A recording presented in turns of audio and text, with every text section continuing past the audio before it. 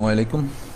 আজকে আমরা আমাদের সপ্তম ক্লাস নিয়ে তোমাদের সামনে উপস্থিত হয়েছি। আমার এই ক্লাসের সাথে যারা সংযুক্ত আছো এবং আছেন সকলকে জানাচ্ছি আমার আন্তরিক শুভেচ্ছা ও অভিনন্দন। আজকে এই বিষয়ের সাথে সংশ্লিষ্ট টেকনোলজি সকল ছাত্রছাত্রীবৃন্দ তোমাদেরকে আমন্ত্রণ জানাচ্ছি আজকের এই লাইভ ক্লাসে সংযুক্ত হওয়ার জন্য।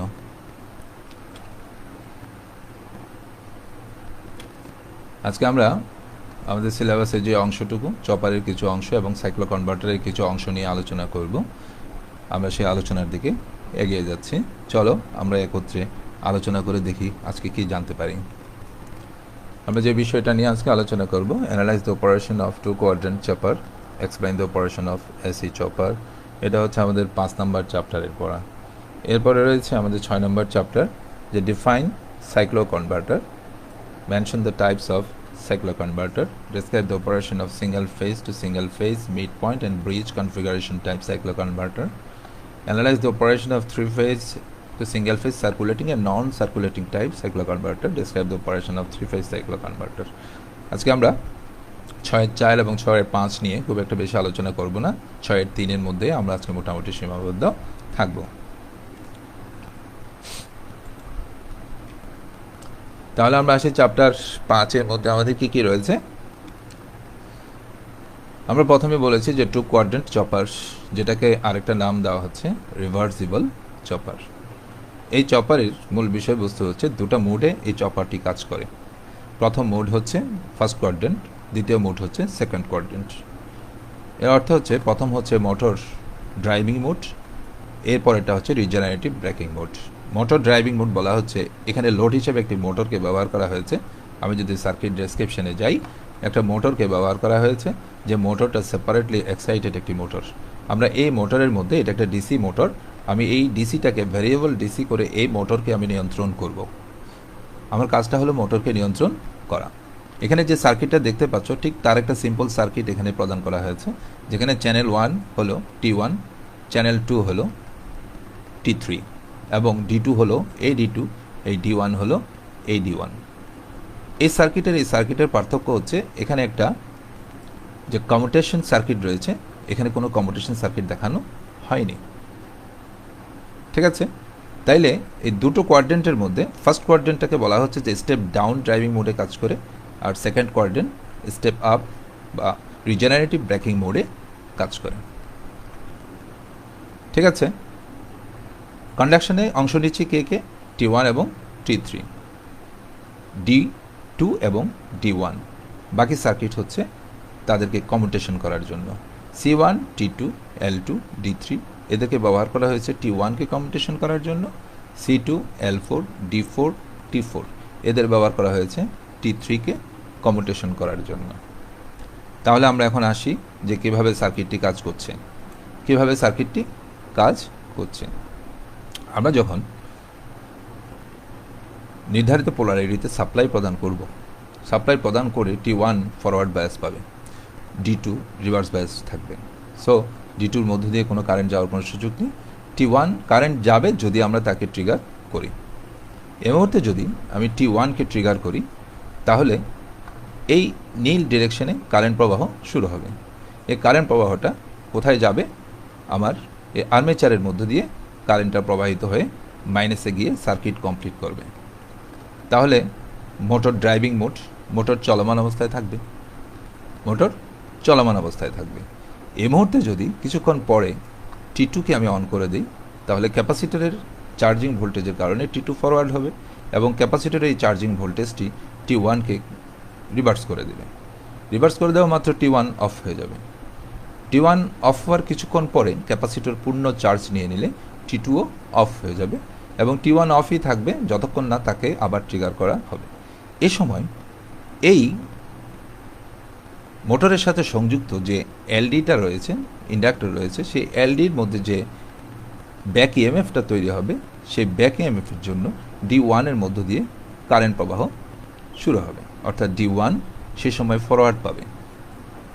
কারেন্ট প্রবাহ চলতে চলতে এক পর্যায়ে যদি T3কে অন করা হয়, T3কে অন করা হলে এই কারেন্টটা T3-র মধ্য দিয়ে প্রবাহিত হতে থাকবে।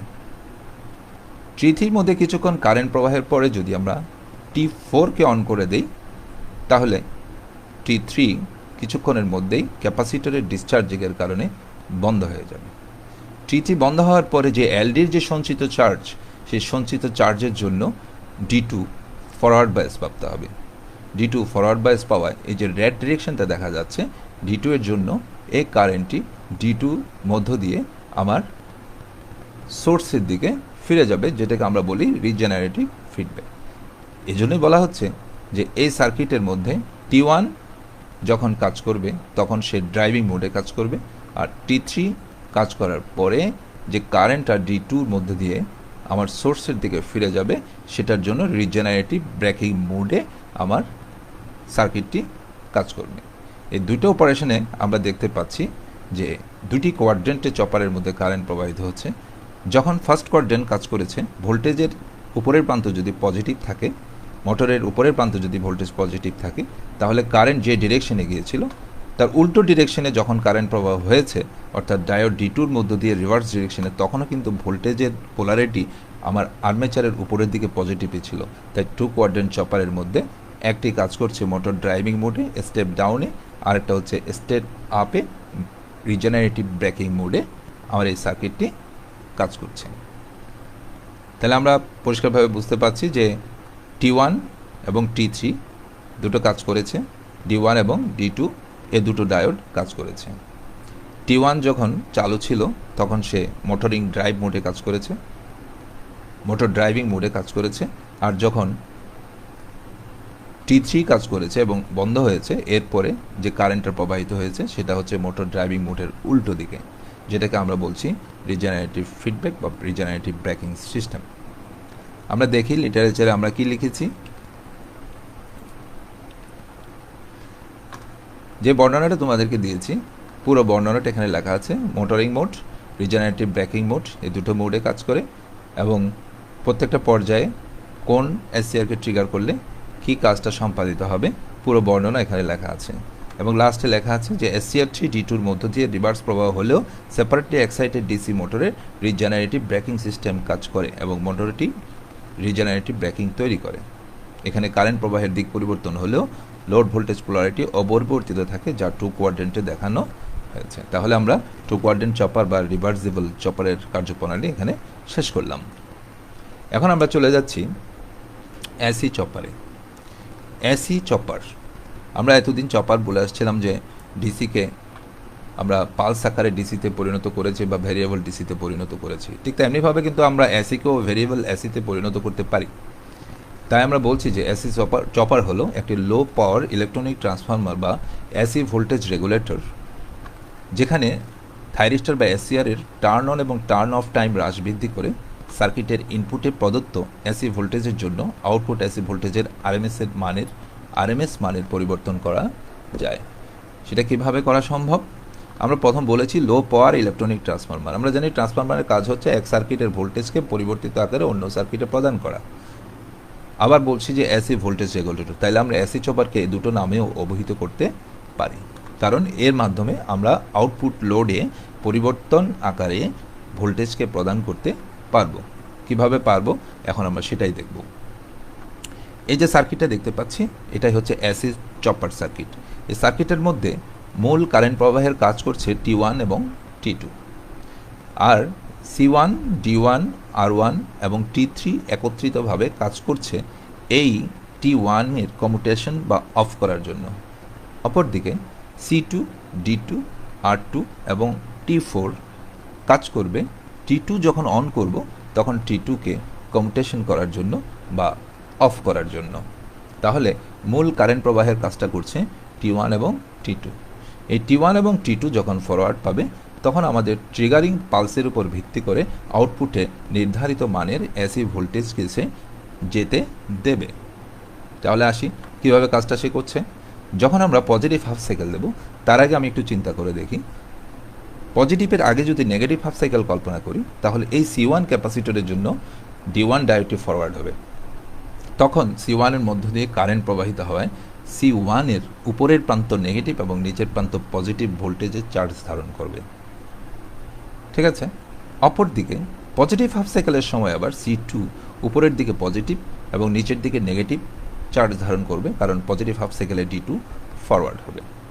যেহেতু এটা নেগেটিভে ফরওয়ার্ড হবে না, এটা পজিটিভে ফরওয়ার্ড হবে না, তাহলে পজিটিভ এবং নেগেটিভ দোনো হাফ সাইকেলের সময় এটা নেগেটিভের সময় চার্জ নিয়ে বসে থাকবে, এটা পজিটিভের সময় চার্জ নিয়ে বসে থাকবে।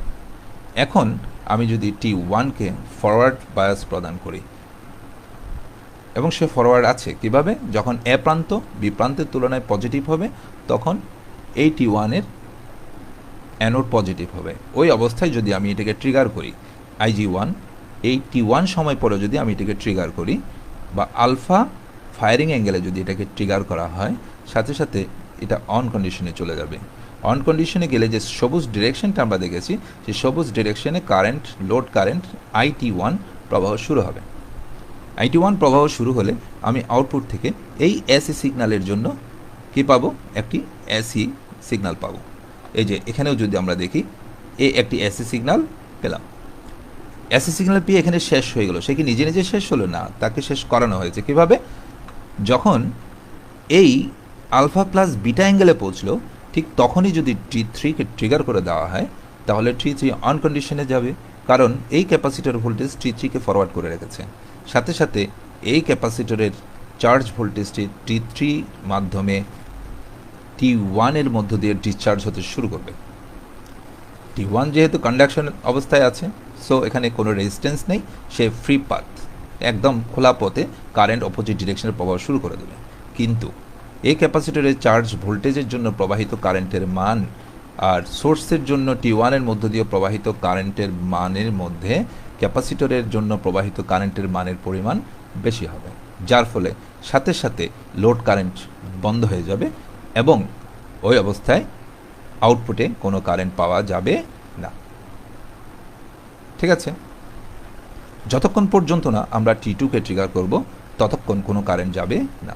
আমরা পাই প্লাস আলফা, অর্থাৎ এখানে যদি পাই শেষ হয়ে যায়, ঠিক আলফা ডিগ্রি, এই পরিমাণ আলফা ডিগ্রি অ্যাঙ্গেলে এসে যদি T2কে ট্রিগার করা হয়, তাহলে পূর্বের অপোজিট পোলারিটিতে নেগেটিভ হাফ সাইকেলের জন্য লোডের মধ্য দিয়ে এই রেড ডিরেকশনে IL = IT1 মানের কারেন্টটি প্রবাহ শুরু করবে।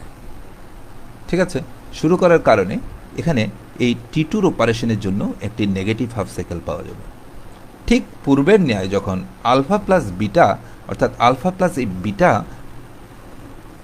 টাইম পিরিয়ডে আসবে, তখনই আমরা যদি T4কে ট্রিগার করে দিই, T4কে ট্রিগার করা মাত্র, যেহেতু এখানে ক্যাথোড, এখানে নেগেটিভ, সে ফরওয়ার্ড পেয়ে যাবে, সাথে সাথে C2 এটাকে T4কে ফরওয়ার্ড করবে। তখন কারেন্ট C2 এর মধ্য দিয়ে উল্টো পথে T2কে মধ্য দিয়ে প্রবাহিত হবে এবং T2 এর বিপরীতে কাজ করবে। সাথে সাথে এই T2টি বন্ধ হয়ে যাবে। T2 যখনই বন্ধ হয়ে যাবে তখনই আউটপুট লোডে কারেন্ট প্রবাহ বন্ধ হয়ে যাবে। ঠিক আছে, তাহলে আমরা পজিটিভ এবং নেগেটিভ দুটো হাফ সাইকেলের জন্য দেখলাম যে শেডেড লাইনটা বাদ দিলে সলিড লাইনটার এই ওয়েভটা আমরা পাই। তাহলে এই ওয়েভটাকে কিন্তু আমরা T1 এবং T2 এর ট্রিগারিং এবং T3 এবং T4 এর ট্রিগারিং অ্যাঙ্গেলকে নিয়ন্ত্রণ করে আমরা এই মানটাকেও নিয়ন্ত্রণ করতে পারি। তাই এটাকে বলা হচ্ছে যে এসি চপার হলো লো পাওয়ার ইলেকট্রনিক ট্রান্সফরমার বা এসি ভোল্টেজ রেগুলেটর, যার মাধ্যমে ইনপুট এসিকে পরিবর্তিত আকারে আউটপুটে প্রদান করে লোডের পাওয়ারকে নিয়ন্ত্রণ করা যায়। এখানে এই যে ট্রিগারিং পালসগুলো দিয়ে দেখানো হয়েছে, কিন্তু এখানে ট্রিগারিং পালসগুলোকে দেখানো হয়নি, তাই আমি দুটো কার্ভকে পাশাপাশি রেখেছি। দুটো কার্ভ কিন্তু একই। এখন আমরা যদি টোটাল ভ্যালুটা দেখি, তাহলে অবশ্যই আমার আউটপুটের এসি ভোল্টেজের মান ইনপুটে প্রদত্ত এসি ভোল্টেজের মানের তুলনায় তারতম্য বা পরিবর্তিত আকারে পাওয়া যাবে। তাহলে আমরা কি শেষ করলাম? এসি চপার, যে চপারের মাধ্যমে আমরা এসি ভোল্টেজকে পরিবর্তিত আকারে লোডের মধ্যে প্রদান করে লোড পাওয়ারকে নিয়ন্ত্রণ করতে পারি। ঠিক আছে, আমরা নেক্সট যাই। তাহলে আমরা এই চ্যাপ্টার শেষ করে দিলাম। আমরা কি পড়েছি? টু কোয়াড্রেন্ট চপার পড়েছি এবং এসি চপার পড়ে আমরা আমাদের আগের চ্যাপ্টারটা শেষ করলাম। এরপরে যদি আমি আবার T1কে অন করি, তাহলে positive half cycle, negative half cycle এভাবে কন্টিনিউলি চলতে থাকবে, যেভাবে এখানে কার্ভে দেওয়া আছে। এখানে পুরো বর্ণনাটা দেওয়া আছে, তোমরা একটু কষ্ট করে পড়ে নেবে। আমরা যাচ্ছি এখন 6 নম্বর চ্যাপ্টার, যেখানে বলা হচ্ছে সাইক্লো কনভার্টার। আসি আমরা, সাইক্লো কনভার্টার কাকে বলে। কনভার্সন মানে হচ্ছে চেঞ্জ। সাইক্লো শব্দটা এসেছে সাইকেল থেকে, আমরা পরিষ্কারভাবে বলতে পারি যে সাইকেল কনভার্টার। সাইকেল কনভার্টার মূল হলো এসসিআর ব্যবহৃত এক ধরনের কনভার্টিং সার্কিট, যার সাহায্যে এসি সাপ্লাই ভোল্টেজকে কোনো রকম ডিসি লিঙ্ক ছাড়াই হাই বা লো ফ্রিকোয়েন্সির এসি ভোল্টেজে পরিণত করা যায়। অর্থাৎ আমরা এখানে সাইকেল কনভার্টার বা ফ্রিকোয়েন্সি পরিবর্তন করব। তাইলে এখানে আমরা একটা সাইক্লো কনভার্টার দিয়েছি, fixed voltage fixed frequency AC দিয়েছি, variable frequency variable voltage AC আমি আউটপুট থেকে পাচ্ছি। অর্থাৎ আমরা এখানে কি করতে পারবো, আউটপুট ভোল্টেজেরও চেঞ্জ আসতে পারে, এবং বেসিক্যালি আমরা যেটা করব আউটপুট ফ্রিকোয়েন্সিকে বাড়াবো কিংবা কমাবো। অর্থাৎ ইনপুটে যদি 60 হার্জ দেই, আউটপুটে আমি 120 হার্জও নিতে পারি, অথবা 20 হার্জ বা শুধু 15 হার্জ কিংবা 30 হার্জের আউটপুট ফ্রিকোয়েন্সিও নিতে পারি। কীভাবে আমি সেই কাজটা করবো একটা উদাহরণ দিয়েছি। সাইক্লো কনভার্টারের ইনপুট ফ্রিকোয়েন্সি যদি 60 হার্জ হয়, তাহলে আউটপুট ফ্রিকোয়েন্সি হবে 20 হার্জ। কীভাবে? সার্কিটে ব্যবহৃত এসসিআরের ট্রিগারিং টাইম ও অ্যাঙ্গেলকে নিয়ন্ত্রণের মাধ্যমেই এই কনভার্সনটা আমরা করে থাকবো। যেখানে আউটপুট এসির প্রতি অর্ধ সাইকেলে ইনপুট এসির কয়টি অর্ধ সাইকেল থাকবে তার উপর নির্ভর করে আউটপুট ফ্রিকোয়েন্সি নির্ধারিত হবে। যেমন 60 হার্জ, ঠিক আছে। অর্থাৎ এই 60 হার্জ এসি ইনপুটের সকল ক্ষেত্রে আউটপুট এসির অর্ধ সাইকেল যদি ইনপুটের দুটি অর্ধ সাইকেল থাকে, তবে আউটপুট এসি ফ্রিকোয়েন্সি হবে 30 হার্জ।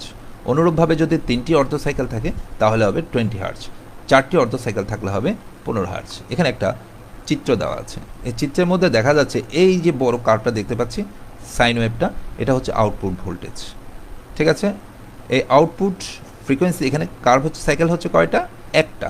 আর এখানে কয়টা হাফ সাইকেল? একটা, দুটা, তিনটা, একটা, দুটা, তিনটা। এর অর্থ হচ্ছে এখানে 3টি হাফ সাইকেল নিয়ে একটি হাফ সাইকেল হয়েছে, অর্থাৎ যেটা ইনপুট ফ্রিকোয়েন্সি এখানে তার চেয়ে 3 গুণ কমানো হয়েছে, অর্থাৎ 1/3 ফ্রিকোয়েন্সি অফ ইনপুট ফ্রিকোয়েন্সি।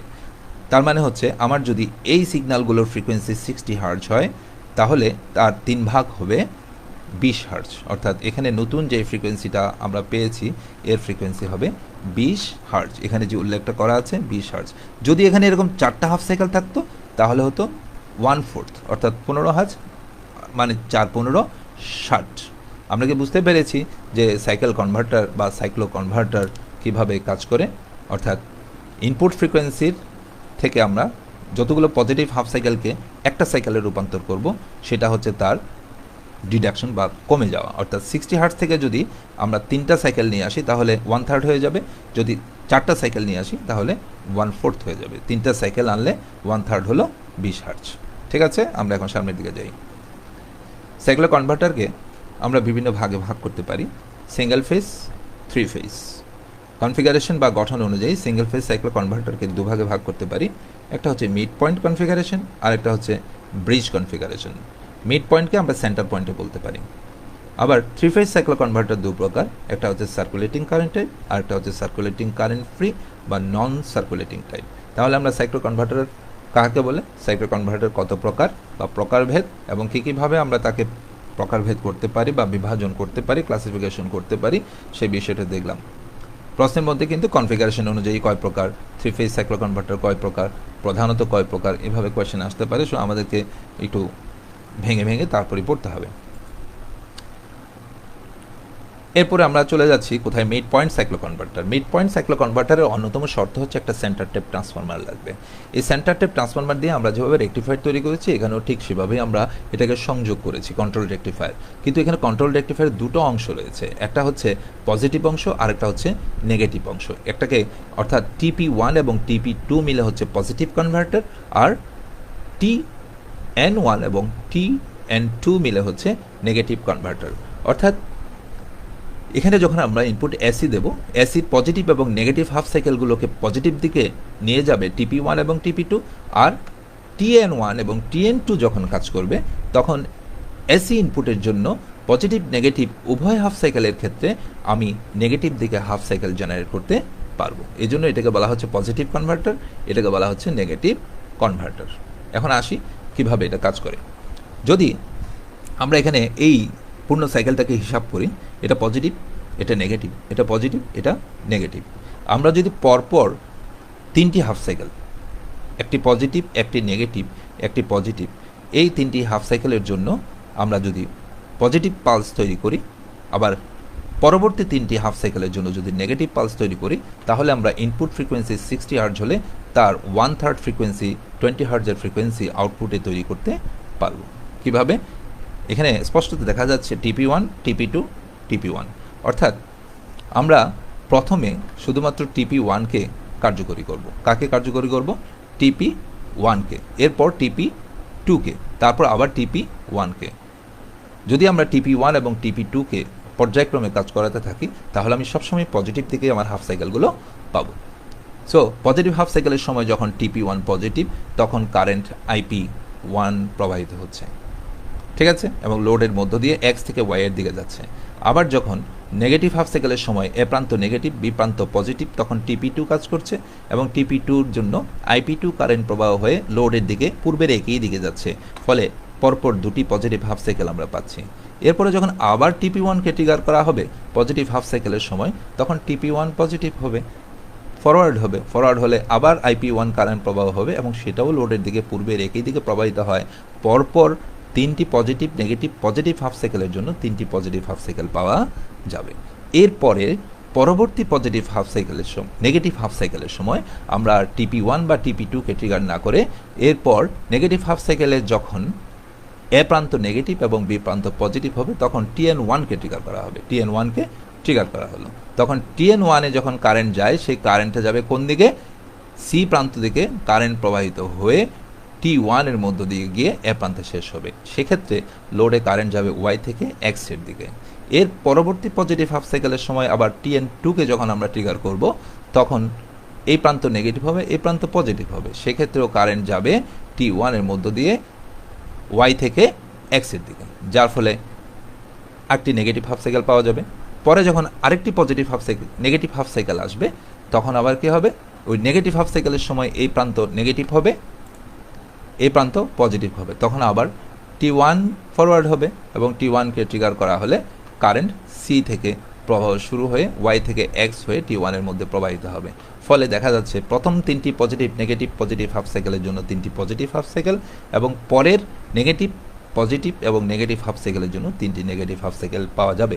এভাবে আমরা কি করতে পেরেছি?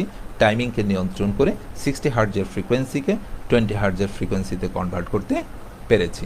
তাহলে এই মিড পয়েন্ট বা সেন্টার টেপ সাইক্লো কনভার্টারের মাধ্যমে আমরা 3 গুণ কমের ফ্রিকোয়েন্সির আউটপুট ভোল্টেজ জেনারেট করেছি। এটা 60 হার্টজ বা 20 হার্টজ একটা উদাহরণ দিয়েছি, সেটা যে কোনো ফ্রিকোয়েন্সি হতে পারে। এখানে দুটোর কার্ভ দিয়েছে, একটা রেজিস্টিভ লোডের জন্য আর একটা ইন্ডাকটিভ লোডের জন্য। রেজিস্টিভ এবং ইন্ডাকটিভ লোডের কিছু তারতম্য ঘটে কারেন্ট প্রবাহের জন্য এবং তার ব্যাক EMF এর জন্য, সেজন্য দুটো কার্ভের মধ্যে কিছুটা পার্থক্য বিরাজমান, যেটা আমরা এখানে আলোচনা আনছি না। ওকে, এই হচ্ছে তার পূর্ণ বর্ণনা। আমরা এই বর্ণনাটা পড়লে কিভাবে কারেন্ট প্রবাহগুলোকে নিয়ন্ত্রণ করা হয়েছে সেটা আমরা পেয়ে যাব। এখানে একটা দেওয়া হয়েছে যে ব্রিজ টাইপ সাইক্লো কনভার্টার, অর্থাৎ এটা হচ্ছে পজিটিভ কনভার্টার, এটা হচ্ছে নেগেটিভ কনভার্টার। যখন এই অংশটুকু কাজ করবে আমি পজিটিভ হাফ সাইকেল পাবো, যখন এই অংশটুকু কাজ করবে তখন আমি নেগেটিভ হাফ সাইকেল পাবো। অর্থাৎ এসি সিগন্যাল প্রদান করা হলে আমি যদি পর্যায়ক্রমে T1, T2, T3, T4-কে পরপর ট্রিগার করতে থাকি, তাহলে পজিটিভ হাফ সাইকেলের জন্য পজিটিভ, নেগেটিভ হাফ সাইকেলের জন্য পজিটিভ, পজিটিভ হাফ সাইকেলের জন্য পজিটিভ, নেগেটিভ হাফ সাইকেলের জন্য আরেকটি পজিটিভ। এখানে ইনপুট ফ্রিকোয়েন্সিকে 4 ভাগের 1 ভাগ ফ্রিকোয়েন্সি আউটপুটে পাওয়া যাবে। ইনপুটে যদি 100 হার্টজ থাকে তাহলে আউটপুট ফ্রিকোয়েন্সি হবে 25 হার্টজ। ইনপুটে যদি 60 হার্টজ থাকে তাহলে আউটপুট হবে 15 হার্টজ। ঠিক আছে, আবার নেগেটিভ হাফ সাইকেলের জন্য আমার এই অংশটুকু অফ থাকবে, শুধু এই অংশটুকু চালু হবে, তখন আমি 4টা নেগেটিভ হাফ সাইকেল পাবো। এখানে দুটো ছবি দেওয়া আছে, দুটো ছবির মধ্যে একটা হচ্ছে output voltage for 0 firing angle, অর্থাৎ 0 ডিগ্রিতে তাকে ফায়ার করা হলো, আর একটা হচ্ছে output voltage with 60 degree firing angle, আর একটা হচ্ছে মিক্সচার, অর্থাৎ এখানে কিছু 60 ডিগ্রিতে করা হয়েছে, কিছু 0 ডিগ্রিতে করা হয়েছে, কিছু 60 কিছু 0, যার ফলে আউটপুট কার্ভের মধ্যে কিছুটা ভেরিয়েশন এসেছে। Output voltage with varying firing angle, আর এটাকে করা হয়েছে 60 ডিগ্রিতে, আর এটাকে করা হয়েছে 0 ডিগ্রিতে, এটাকে করা হয়েছে 60 ডিগ্রিতে, তাই কিছু অংশ বাদ গেছে, আর এটাকে করা হয়েছে কিছু 60 আর কিছু 0, যার ফলে এটাকে মিক্সচার এবং আউটপুট ভোল্টেজেরও ভেরিয়েশন হবে। তাহলে আমরা কি পেয়েছি যে সাইক্লো কনভার্টার এখানে ব্রিজ টাইপ দুটো অংশ এই দুটো অংশকে আমরা পর্যায়ক্রমে কাজ করে আমরা যে কোনো মানের ফ্রিকোয়েন্সির এবং যে কোনো ভোল্টেজের ভোল্টেজের আউটপুট আমরা গ্রহণ করতে পারি। এই ব্রিজ 1 বা কনভার্টার পজিটিভ কনভার্টার, ব্রিজ 2 হলো নেগেটিভ কনভার্টার। তাহলে এটা কি চলে গেল আমাদের? Describe the operation of single phase to single phase bridge cycloconverter. এটাকে ব্রিজ বলা হয়েছে, যে কোনো এখানে একটা ব্রিজ এবং এখানে আর একটা ব্রিজ তৈরি করা হয়েছে। ঠিক আছে, এখন আমরা যে এসি থ্রি ফেজের কথা বলেছি, থ্রি ফেজের মধ্যে দু ধরনের, একটা সার্কুলেটিং কারেন্ট আর একটা নন সার্কুলেটিং কারেন্ট। এই সার্কুলেটিং কারেন্ট হচ্ছে নন সার্কুলেটিং কারেন্ট আগে বলি। নন সার্কুলেটিং কারেন্ট হচ্ছে দুটো কনভার্টারের মধ্যে একটা যদি কাজ করে অপরটা অফ থাকে, এটা কাজ করলে এটা অফ, আবার নেগেটিভ কনভার্টার কাজ করলে পজিটিভ কনভার্টার অফ, তখন এই ধরনের মোডকে বলা হয় নন সার্কুলেটিং কারেন্ট মোড। এক্ষেত্রে ফায়ারিং অ্যাঙ্গেল সবসময় 90 ডিগ্রি, 0 থেকে 90 ডিগ্রির মধ্যে অবস্থান করে। নন সার্কুলেটিং কারেন্ট মোডে ফায়ারিং অ্যাঙ্গেল 0 থেকে 90 ডিগ্রির মধ্যে অবস্থান করে, 90 ডিগ্রির পরে যায় না, এবং দুটো কনভার্টারে যে কোনো একটি অন থাকলে অপরটি অফ থাকে। আর সার্কুলেটিং কারেন্ট মোডে দুটো কনভার্টারই একই সাথে কাজ করে, কিন্তু দুটো কনভার্টারের ফায়ারিং অ্যাঙ্গেল যোগ করলে কত হবে? 180 ডিগ্রি হবে। তাহলে কিভাবে কাজ করে?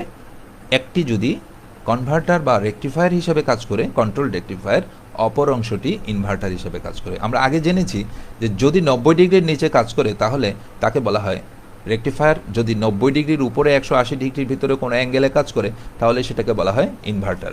সেজন্য বলা হচ্ছে converter 1 perform as a control rectifier যখন ফায়ারিং অ্যাঙ্গেলের মান 90 ডিগ্রির নিচে 0 ডিগ্রির মধ্যে থাকে। আর কনভার্টার 2 যদি ইনভার্টার হিসেবে কাজ করে তার ফায়ারিং অ্যাঙ্গেল আলফা 2 হবে 90 ডিগ্রি থেকে 180 ডিগ্রি। তাহলে এই দুটো মোডের মধ্যে একটা মোডে দুটো কনভার্টারের একটি কাজ করলে অপরটি অফ থাকে, এবং ফায়ারিং অ্যাঙ্গেল অবশ্যই 90 নিচে হবে, 0 থেকে 90-এর মধ্যে। আর সেকেন্ড টাইপসের মধ্যে সার্কুলেটিং কারেন্ট মোডের মধ্যে দুটির মধ্যে একটি কন্ট্রোল রেকটিফায়ার এবং অপরটি ইনভার্টার হিসাবে কাজ করবে। ঠিক আছে, আর ইনভার্টার হিসেবে কাজ করার শর্ত হচ্ছে তাকে ফায়ারিং অ্যাঙ্গেল হবে 90 ডিগ্রির থেকে 180 ডিগ্রির মধ্যে, আর কনভার্টার মোড বা রেকটিফায়ার মোডে কাজ করানোর জন্য ফায়ারিং অ্যাঙ্গেল হবে 0 থেকে 90 ডিগ্রির মধ্যে। ঠিক আছে, তাহলে আমরা মোটামুটি জেনে গেলাম যে সার্কুলেটিং কারেন্ট মোড এবং নন সার্কুলেটিং কারেন্ট মোডের মধ্যে বেসিক তফাৎটা কোথায়। আবার বলি যে সার্কুলেটিং কারেন্টের মধ্যে দুটো কনভার্টার একই সাথে কাজ করবে, একটি ইনভার্টার অপরটি রেকটিফায়ার মোডে।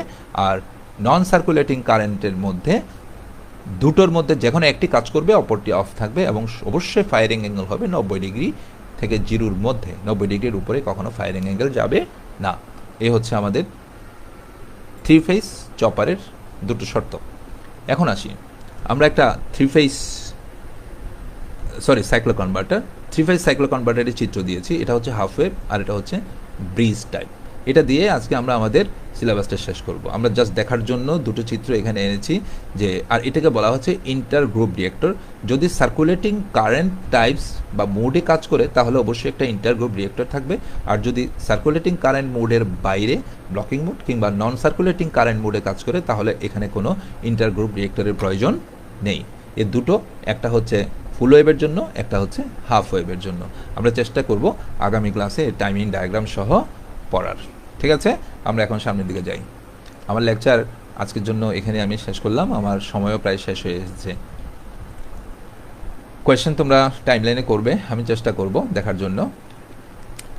এখানে প্রশ্ন দেওয়া হয়েছে সাইক্লো কনভার্টার বিষয়ে। এই প্রশ্নগুলো তোমরা বুঝে বাসায় তৈরি করে ফেলার চেষ্টা করবে। সিলেবাসে যাই আছে সেটার উপরেই প্রশ্নগুলো আনা হয়েছে, সুতরাং পড়তে খুব একটা অসুবিধা হবে না। এরপরে চ্যাপ্টার রয়েছে আমাদের understand the feature of DC drive. এই ডিসি ড্রাইভ নিয়ে আমরা নেক্সট ক্লাসে আলোচনা করব, প্লাস আমাদের এখান থেকে যে দুটো তিনটা টপিকস রয়ে গেছে এগুলো আমরা আলোচনায় আনার চেষ্টা করব। ঠিক আছে, তাহলে সবাইকে ধন্যবাদ আমার ক্লাসে যারা সংযুক্ত ছিলে। আমি আশা করি তোমরা বুঝতে পেরেছো। যদি কোথাও না বুঝে থাকো বা বুঝতে সমস্যা হয়ে থাকে তোমরা সেটা আমাকে মেনশন করে দেবে, আমি চেষ্টা করব নেক্সট ক্লাসে সেটা ওভারকাম করে দেওয়ার জন্য। আমাদের পরবর্তী ক্লাস হবে 8 তারিখ, সেটা আমাদের অষ্টম ক্লাস হবে আমাদের সপ্তম চ্যাপ্টার নিয়ে, তাই না? হ্যাঁ, আমাদের সপ্তম চ্যাপ্টার নিয়ে আমরা অষ্টম ক্লাস করব। আর এই ক্লাসটা যদি তোমরা আবার দেখতে চাও তাহলে এই ওয়েবসাইট অথবা ফেসবুকে গিয়ে সার্চ দিলেই পাবে। আর সাবজেক্ট কোড ধরে যদি তুমি সার্চ দাও তাহলে আমার যতগুলো ক্লাস আছে বা অন্য যতগুলো ক্লাস আছে সবগুলো ক্লাস তুমি ফেসবুকে পেয়ে যাবে। সো ওখান থেকেও তুমি সার্চ দিয়ে অর্থাৎ 66845 ওই সাবজেক্ট কোড দিয়ে সার্চ দিলে সাবজেক্টগুলো চলে আসবে। তাহলে ধন্যবাদ সবাইকে। আগামী ক্লাস পর্যন্ত আমাদের সবাইকে আল্লাহ তাআলা ভালো রাখুক, এটাই আমি কামনা করছি।